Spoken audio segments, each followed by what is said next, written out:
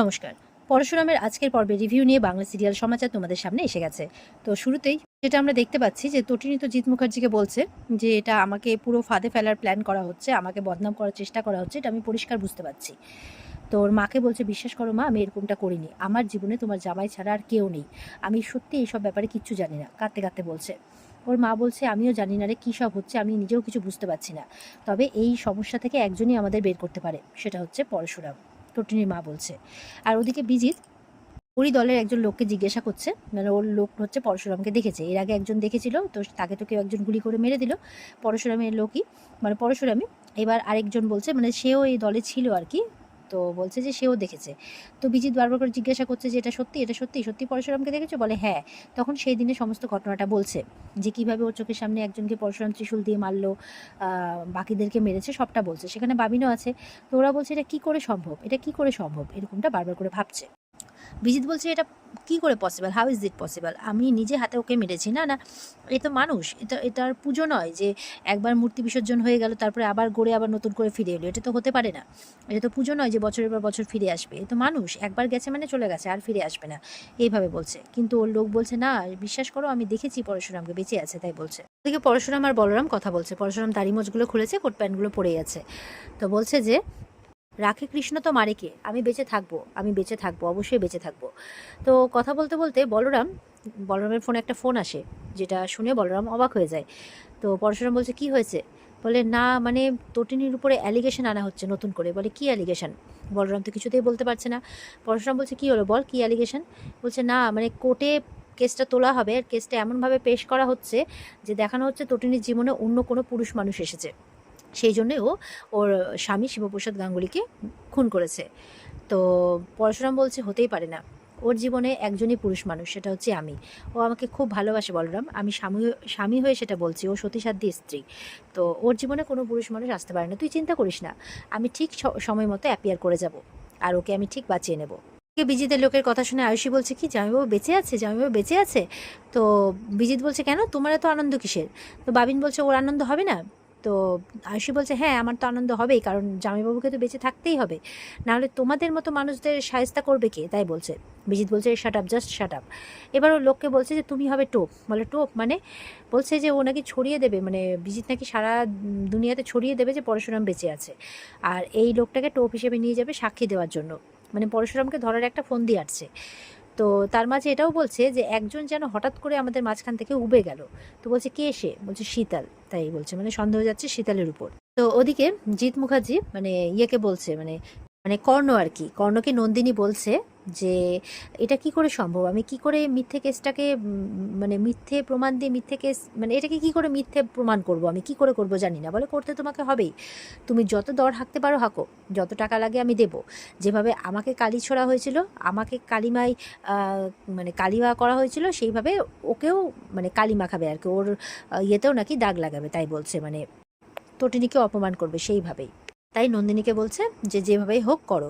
তো নন্দিনী বলছে, কি করে সম্ভব, যদি কোনো কারো সম্পর্ক থেকে থাকে তার তো একটা ব্যাকগ্রাউন্ড থাকবে। বলে, চিন্তা নেই, সেসবও হয়ে যাবে, কারণ সঙ্গে আছে না। বলে, কে আছে? বলে, এআই, আর্টিফিশিয়াল ইন্টেলিজেন্স, তাই বলছে। তো ওদিকে দেখা যাচ্ছে জিৎ মুখার্জি আবার একটা পেন ড্রাইভ দেখাচ্ছে ইয়েকে, তটিনীকে, বলছে এই পেন ড্রাইভে নাকি সেই ছেলেটার ছবি আছে, সেই ছেলেটার সাথে তটিনীরও ছবি আছে, মানে অলরেডি এআই দিয়ে বানানো হয়ে গেছে। সেটাই নন্দিনীর সাথে ওদিকে কর্ণ চ্যাটার্জি গল্প করছে, আর এদিকে পেন ড্রাইভটা নিয়ে গেছে জিৎ মুখার্জি তটিনীকে বলছে। তটিনী বলছে, না না মা, এইসব কিছু মিথ্যে, বিশ্বাস করো।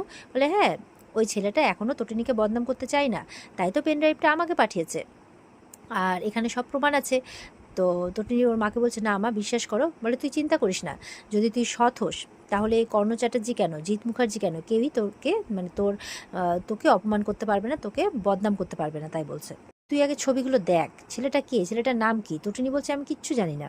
তটিনী বারবার করে মাকে বলছে যে আমি কোনো ছেলেকে চিনি না মা, আমার জীবনে শুধু একজনই আছে, শিবপ্রসাদ গাঙ্গুলি, শিবপ্রসাদ গাঙ্গুলি আর শিবপ্রসাদ গাঙ্গুলি, ও ছাড়া আমার জীবনে আর কেউ নেই, কোনোদিনও থাকতেও পারবে না। ওদিকে বলরাম খবর পেয়ে, মানে ইনফরমেশন পেয়ে পরশুরামকে ইনফরমেশন দিতে গেছে, তুই সেদিন যাকে ত্রিশূল দিয়ে মেরেছিলি ওখানে আরও ছেলে ছিল, সেই ছেলেগুলো মানে বিজিতকে গিয়ে বলেছে তুই বেঁচে আছিস, আর এই ডিপার্টমেন্টেই আসছে মানে স্টেটমেন্ট দেওয়ার জন্য। তো পরশুরাম বলছে যে চিন্তা করিস না, তুই তো আমাকে চিনিস, ঠিক ছো মেরে নিয়ে চলে আসবো আমি, একদম চিন্তা করিস না। ওদিকে বিজিত যাচ্ছে সেই লোকটাকে নিয়ে ডিপার্টমেন্টে, আর কিছু দূর যেতে যেতে দেখা যাচ্ছে আবার গাড়ির সামনে সঙ্গের দল। তো সামনে আবার সঙ্গের দল ভিড় করেছে। তো বিজিত দেখছে এদের খেয়ে দিয়ে কাজ নেই, রাস্তার মাঝখানে এসে রাস্তা ভিড় করছে, এই সরে সরে এরকম করছে। ওদিকে সৌরভ ফোন করেছে, আপনারা কোথায়? বসে আছে, তারা আছে, একটা মিটিং আছে, বেরোবে, তাড়াতাড়ি আসুন। বিজিত বলছে হ্যাঁ হ্যাঁ আসছি, একটু রাস্তাতে আটকে পড়েছি।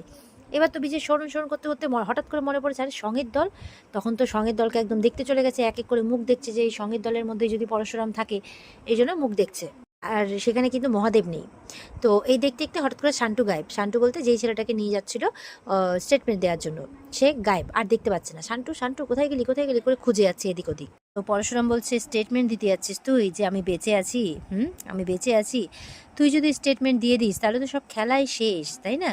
কিন্তু সেটা তো হতে পারে না, কারণ তার আগে আমাকে পিঠে গুলিটা কে করেছিল সেটা প্রমাণ করতে হবে, তাই না? আমার স্ত্রীকে কলঙ্কিত করার চেষ্টা করছে কে, বাচ্চাদেরকে কষ্ট দিচ্ছে, সেই সব কিছু তো প্রমাণ করতে হবে, তাই না? তো এত তাড়াতাড়ি তো স্টেটমেন্ট দিলে হবে না। বলছে হিসেব চাই সব কিছুর, পুরো পালটাকেই ধরবো, আর তার সাথে ধরবো ওই পালের গোদাটাকে, তাই বলছে। দিয়ে একদম সেই মার মারছে লোকটাকে। বলছে 4 জন শাস্তি পেয়ে গেছে, এবার তুইও পাবি। পরশুরাম কিন্তু পারছে না ওর পিঠের যন্ত্রণাতে, তবুও কিন্তু ওই অবস্থাতেই মেরে যাচ্ছে। বিজিত কিন্তু তোলপাড় করে খুঁজছে এই গাড়ি ওই গাড়ি, মানে গাড়ি ভিড় হয়ে দাঁড়িয়ে আছে তো সামনে, যেহেতু সঙ্গের দল। এবার তো লোকটাকে সেই মারছে, তো পরশুরাম কিন্তু সেই মারছে। তো মারতে মারতে মারতে মারতে এবার ওদিকে বিজিত তো একদম তোলপাড় করে খুঁজছে, এই শান্টু শান্টু কোথায় কোথায়, একদম খুঁজে যাচ্ছে, কোথাও পাচ্ছে না। আর পরশুরাম মারতে মারতে একেবারে সোজা একদম শ্যুট করে দেয়, এনকাউন্টার। আর সঙ্গে সঙ্গে সে একদম মাটিতে লুটিয়ে পড়ে। আর ওদিকে সঙ্গের দল সমানে নেচে যাচ্ছে, মানে যতক্ষণ না পরশুরামের কাজ কমপ্লিট হচ্ছে ততক্ষণ ওরা ওদের নাচ জারি রেখেছে, একদম নিচেই যাচ্ছে, সহজে ভিড়টা কমতে দিচ্ছে না আর কি। মানুষজন দেখে আছে, গাড়ির পুরো একদম ভিড় লেগে গেছে, জ্যাম যাকে বলে, একেবারে জ্যাম লেগে গেছে। এদিকে পরশুরামের কাজ যখন হয়ে যায়, পরশুরাম কিন্তু চোখে চোখে ওদেরকে ইশারা করে দেয়, ওরাও সেই ইশারা বুঝে এবার সেখান থেকে আস্তে আস্তে করে চলে যাচ্ছে, পুরো একদম সবকিছু প্ল্যান মাফিক। এবার ভিড়ের মাঝখানে দেখে নিয়েছে শান্টু মাটিতে লুটিয়ে পড়ে আছে। বলে শান্টু শান্টু এই কি হচ্ছে? তখন দেখছে আরে একে তো কেউ গুলি করেছে, ও আর নেই, ও মারা গেছে। হ্যাঁ কে গুলি করলো, কে গুলি করলি, এইভাবে চিৎকার করে করে বলছে। ততক্ষণে ভিড় চলে গেছে। তখন ফোন লাগিয়েছে বিজিত, সৌরভকে ফোন লাগিয়েছে। সৌরভ বলছে কি ব্যাপার, কত দেরি? আরে বস তো বেরিয়ে যাবে, তখন থেকে বলে যাচ্ছ আসছি এখনো আসছো না। তো বলছে বিজিত বলছে এদিকে তো একটা ঘটনা ঘটে গেছে, আমি যেই ছেলেটাকে নিয়ে আসছিলাম উইটনেস হিসেবে। বলে হ্যাঁ তো কি হয়েছে? বলে সেই ছেলেটা তো শেষ, ও আর নেই, ওকে কেউ শ্যুট করেছে। এটা শুনে তো অবাক সৌরভ, কে শ্যুট করেছে? তো বিজিত বলছে মনে হচ্ছে এই ছেলেটাই ঠিক বলছিল, ও যার কথা বলছিল সেই। বলছে আমার মনে হচ্ছে ওর কথাই সত্যি, হ্যাঁ ওর কথাই সত্যি, ওই সঙ্গের দলের মধ্যেই কোনো রহস্য লুকিয়ে রয়েছে। এটা শুনে তো এবার সৌরভও অবাক হয়ে যায়, আর এখানেই কিন্তু আজকের পর্ব শেষ হয়ে যায়। তো এই ছিল আজকের পর্বের রিভিউ। ভালো লাগলে লাইক কমেন্টে জানাবে, আর আমাদের সাথে জুড়ে থাকতে চ্যানেলকে সাবস্ক্রাইব অবশ্যই করবে। দেখা হচ্ছে তোমাদের সাথে আগামীকালকে। সবাই খুব ভালো থাকবে, আর পর্বের বিস্তারিত দেখতে অবশ্যই স্টার জলসার পর্দায় চোখ রাখবে। তো ভালো থেকো সবাই, আর অপেক্ষায় থেকো আগামীকালকে রিভিউ পাওয়ার জন্য। টাটা।